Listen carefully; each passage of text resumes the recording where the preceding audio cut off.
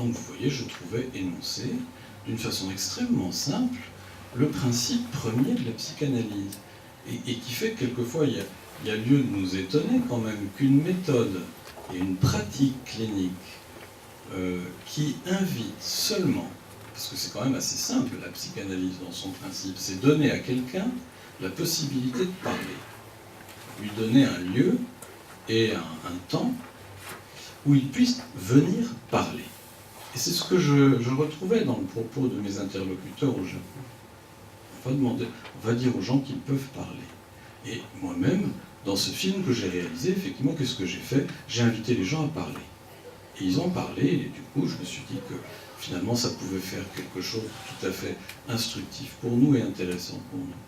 Mais alors, la question que je vous proposerai très simplement ce soir, à la suite de ce qu'ont dit mes collègues, et pour ne pas être non plus trop long et permettre un débat ou une discussion s'il y a lieu à la suite, je voudrais vous proposer les 2 ou 3 réflexions suivantes qui me venaient en partie en écoutant mes collègues. C'est que ce DSM, qu'est-ce qui fait que, malgré tout, il a un succès?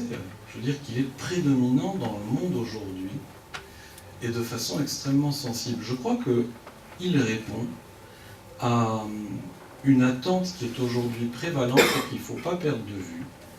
C'est qu'il y a une angoisse, il y a une désorientation assez généralisée, non seulement des praticiens, mais des gens, des sujets justement aujourd'hui dans le monde, dans cette mondialisation qui est vécue et qui correspond à des réalités singulières dans les différents pays, mais il y a je dirais une angoisse croissante, l'angoisse me paraît être le mot, qui fait que nous recherchons, quand je dis nous, c'est chacun d'entre nous aussi bien, hein, nous recherchons de façon plus ou moins consciente des réponses formatées à des questions qui sont extrêmement tourmentantes. Et le problème, c'est que plus les questions nous tourmentent et sont difficiles, autrement dit, plus nous avons affaire à un réel qui nous échappe complètement et qui nous angoisse d'autant plus qu'il nous échappe, plus nous sommes portés à chercher un formatage impitoyable des réponses que nous pouvons apporter à ce réel.